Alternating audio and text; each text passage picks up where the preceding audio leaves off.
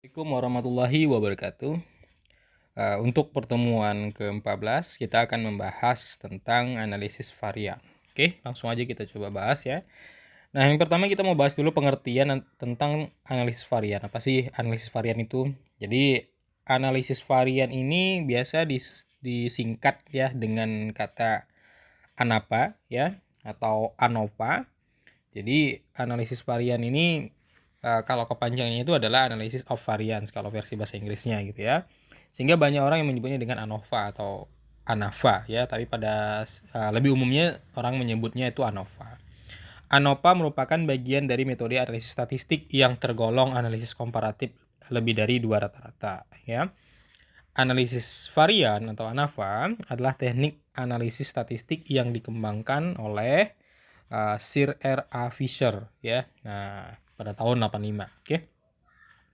ANAVA dapat juga dipahami sebagai perluasan dari UGT. Nah, UGT kita udah bahas sehingga penggunanya tidak terbatas pada pengujian perbedaan dua buah rata-rata populasi. Namun, dapat juga menguji perbedaan tiga buah rata-rata populasi. Jadi, poin pentingnya di sini kita mau membedakan atau mencari tahu apakah ada perbedaan dari kelompok populasi berdasarkan sampel yang kita ambil, gitu ya.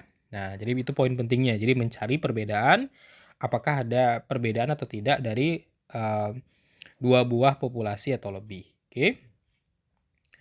Nah, jadi ANAVA ini sebenarnya walaupun di sini dituliskan kalimatnya tentang perbedaan antara rata-rata seperti ini ya, sejumlah rata-rata perbedaannya, tapi sebenarnya kalau kita perhatikan lagi, kenapa dituliskan tadi dari ANAVA itu kepanjangannya Analysis of Variance? Ya karena ANAVA ini sebenarnya membahas tentang mencari perbedaan rata-rata dari variansnya gitu ya. Nah, atau ragamnya. Nah, makanya ANAVA ini kita kepanjangannya atau kalimat lengkapnya itu analysis of variance ya. Jadi bukan tentang rata-ratanya tapi tentang rata-rata variansnya gitu. Nah, kemudian kita akan bahas analisis varian itu ada banyak, ada dua. Yang mau kita bahas di sini adalah analisis varian satu arah dulu ya. Jadi untuk yang dua arah diserahkan kepada kalian untuk memahaminya karena bisa dibaca dari buku-buku yang membahas tentang statistika atau buku dari YouTube juga bisa atau dari sumber-sumber lainnya gitu ya. Nah, jadi di sini kita akan bahas analisis varian satu arah dulu. Nah, coba kita lihat dulu. Dinamakan analisis varian satu arah karena analisisnya menggunakan varian dan data hasil pengamatan merupakan pengaruh satu faktor, ya, satu penyebab. Oke. Dari tiap populasi secara independen kita ambil sebuah sampel secara acak berukuran N1, ya artinya populasi ke-1, N2, populasi kedua dan seterusnya, gitu ya.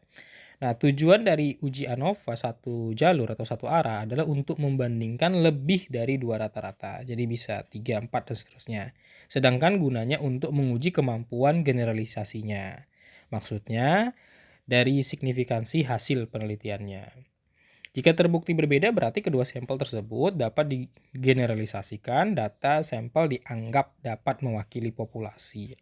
ANOVA satu jalur dapat melihat perbandingan lebih dari dua kelompok data. Artinya bisa 3, 4, dan seterusnya. Oke. Nah, di sini udah ada langkah-langkah untuk manual pengujian ANOVA. Nah, tapi nanti kalau misalkan kalian mengerjakan tugas akhir atau skripsi, maka itu disarankan dengan menggunakan SPSS ya atau software yang lainnya yang mempermudah perhitungannya atau mempercepat perhitungannya. Jadi tidak disarankan hitung manual, tapi kenapa kita bahas hitung manual ya tetaplah harus tahu bagaimana proses perhitungan manualnya. Oke. Nah, di sini sudah ada langkah-langkahnya cukup panjang ya perhitungan manualnya.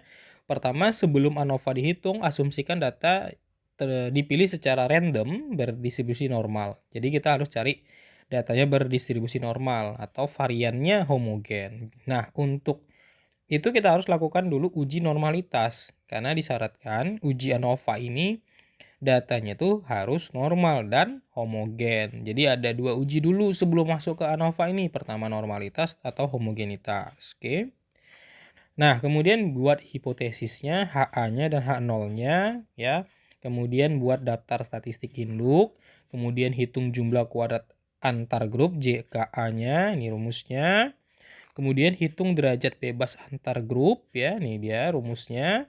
Kemudian hitung kuadrat rata antar grupnya, ini rumusnya. Kemudian hitung jumlah kuadrat dalam grup, ya, ini rumusnya. Oke, cukup panjang. Hitung derajat bebas dalam grup. Nah, ini rumusnya. Hitung kuadrat rata dengan rumus ini, ya. Kemudian cari F hitung. Nah, kita tetap menggunakan tabel F nanti, ya. Ya, kemarin kan sudah kita bahas bagaimana penggunaan tabel F, ya. Nah, ini rumusnya. Oke. Kemudian hitung taraf signifikannya. Kita pakai 0,05, ya. Nah, untuk 0,01 kita tidak pakai. Nah, sebenarnya bebas mau pakai ini atau ini terserah, tapi saya sarankan pakai yang ini aja. Oke. Kemudian cari F tabel. Nah, lihat F tabel, silakan unduh F tabelnya di internet, atau karena kemarin kita sudah membahas tentang F tabel, ya tentu harusnya sudah punya gitu ya. Kemudian buat tabel ringkasan ANOVA, ini dia tabel ringkasannya. Kemudian kriterianya, jika F hitung lebih besar dari F tabel, tolak H0. Yang berarti signifannya atau signifikannya, dan konsultasi antara F hitung dengan F tabelnya, lalu bandingkan. Kemudian buat kesimpulan. Oke. Nah, itu di langkah-langkahnya ada lumayan panjang. Sekarang kita ambil contoh aja. Seorang ingin mengetahui perbedaan prestasi belajar untuk mata kuliah statistik antara mahasiswa tugas belajar, izin belajar, dan umum. Data diambil dari UTS. Nah, jadi di sini ada 3 kelompok. Ada kelompok mahasiswa tugas belajar, kita labelin A1, izin belajar A2, umum A3. Nah, ini ada 11, 12 orang gitu ya. Nah, jumlahnya nggak mesti sama, jadi nggak mesti 11, 12, bisa aja 11, 10, 12 gitu ya. Nah, buktikan apakah ada perbedaan atau tidak. Nah, kita mau cari tahu apakah ada perbedaan prestasi antara mahasiswa tugas belajar dengan izin belajar dengan umum. Jadi kita mau gali apakah latar belakang yang seperti ini mempengaruhi prestasi belajarnya, ya. Jadi apakah ada dia perbedaan latar belakang terhadap prestasi belajar. Jadi kita mau cari tahu, ya. Nah, jadi ini langkah-langkahnya. Jadi kita hitung dulu distribusi normalnya, ya. Nah, pada kasus ini kita tidak hitung lagi distribusi normalnya karena kita anggap aja sudah berdistribusi normal dan homogen gitu ya. Jadi kalau misalkan kalian untuk melakukan uji ANOVA itu disarankan lakukan terlebih dahulu uji normalitas ya, walaupun perhitungannya bisa menggunakan komputer ya, lebih singkat ya, lebih cepat. Oke. Kemudian buat hipotesisnya HA dan H0-nya. HA-nya terdapat perbedaan signifikan antara mahasiswa tugas belajar, izin belajar, dan umum. H0-nya tidak ada perbedaan ya. H0 kan artinya menolak yang HA gitu ya kan. Nah, oke. Kemudian hipotesis statistiknya seperti ini. Nah, kemudian daftar statistik induknya. Nah, ini banyak orangnya. A1 tadi kan ada nilai 6. Ini nilai-nilai yang tadi kita masukkan ke bawah ke kolom ya. Nah, ini A2, ini A3. Nah, bagaimana mengisi kolom yang ini? Ini A1 ini kuadratin, 6 kuadrat 36, 8 kuadrat 64, 5 kuadrat 25. Nah, ini juga 5 kuadrat 25, ini juga 6 kuadrat 36. 6 kuadrat 36, 9 kuadrat 81. Kuadratin semua lalu jumlahkan. Kuadratin semua jumlahkan. Kuadratin semua ini jumlahkan. Nah, ini juga jumlahkan, ini jumlahkan, ini jumlahkan. Nah, hitung min. Min itu apa? Min itu rata-rata. Apa sih rumus min? Ya, seharusnya udah tahu ya. Jadi, rata-rata itu adalah totalnya dari sigma X-nya, total dari ini, dibagi dengan banyak data. Ya.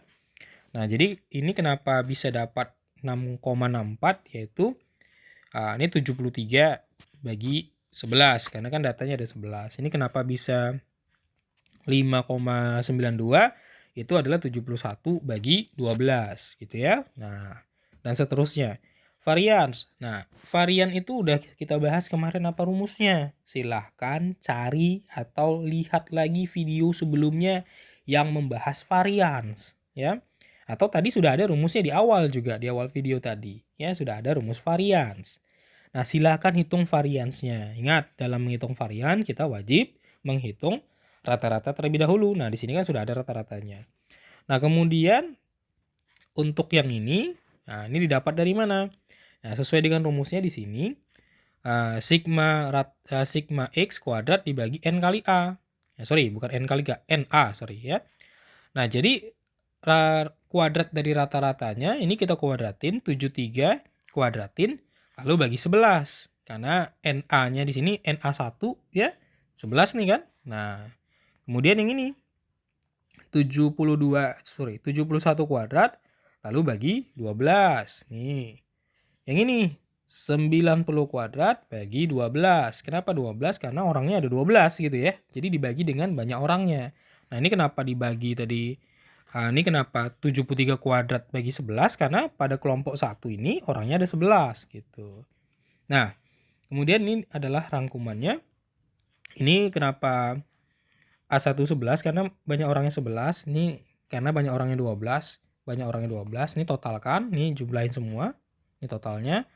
Ini total dari rata-ratanya. Ini rata-ratanya tadi ya, dari ini. Nah, kita masukkan kemari, ini dia. Kemudian kuadratnya. Nih, kita kuadratin, ini kuadratin ya. Ini dia totalnya. Nah, ini rata-ratanya 6,64 ya. Ini tadi rata-ratanya. Nah, masukkan kemari, kemudian nih dari sini ya. Tinggal dirangkum aja, Ini totalnya. Variannya 0,85 nih dia. Ini dari mana? Dari ini. Variannya hitung dulu. Ini dia totalnya nih. Oke, totalkan ini semua. Nah, selanjutnya menghitung jumlah kuadrat antar grup JKA-nya dengan rumus. Ini dia rumusnya. Nah, jadi 73 kuadrat ini banyak yang ini tadi ya, 73 nih. Nah, ini dia total dari masing-masingnya ya. Nah, 11 ini menyatakan banyak orangnya tadi ya. Nah, dikurang 234 kuadrat. 234 tadi ini. Nah, ini dia 234 ya, dari total rata-ratanya. Oke. Nah, 234 kuadrat, 35 kenapa? Karena total orangnya 35. Oke. Nah, itu hasilnya adalah ini setelah dihitung ya. Yang ini hasilnya ini, yang ini hasilnya ini, kemudian kurangkan hasilnya ini. Oke. Nah, kemudian hitung derajat bebas antar grupnya. DBA A kurang 1 rumusnya. Nah, kenapa 3? Karena ada 3 kelompok gitu ya. Kelompok A1, A2, A3. Nah, hasilnya 2. Kemudian hitung kuadrat ratanya. Nah, rumusnya QRA JKA per DBA. 15,07 ini ya, bagi 2. Nah, ini dia, bagi ini ya. Nah, hasilnya 7,54. Oke. Kemudian hitung jumlah kuadrat antar grupnya. Nah, ini mirip seperti tadi, 493, 431, 692 diambil dari data tabel tadi nih. Ya. Ini dia. Nah, ini kan sudah ada sini ya. Nah, data di sini kita ambil tadi. Nah, saya balik lagi nih. Nah, coba perhatikan rumusnya di sini. Nah, XT total kuadrat ya. Jadi 493 tambah 431 tambah 692 ya. Nah, dikurang nih yang tadi nih. Masing-masingnya tadi 73. Jumlah dari masing-masingnya 73 kuadrat, 71 kuadrat tambah 90 kuadrat. Ini banyak mahasiswanya tadi ya. Nah, kemudian hitung nih dia ya, 3641 3647 hasilnya. Kemudian hitung derajat bebasnya, N kurang A. Nah, total mahasiswanya kan 35. Ini 35 dari total mahasiswanya ya. Nih, total ini mahasiswanya. Kurangi 3 ya. Kenapa 3? Karena ada 3 kelompok gitu. Hasilnya 32. Nah, kemudian hitung kuadrat ratanya. Nah, 36,47 ini dibagi 32 ini. Hasilnya ini gitu ya. Nah, kemudian cari hitung rumus F hitungnya, yaitu KRA-nya ya 7,54 dibagi 1,14 ini.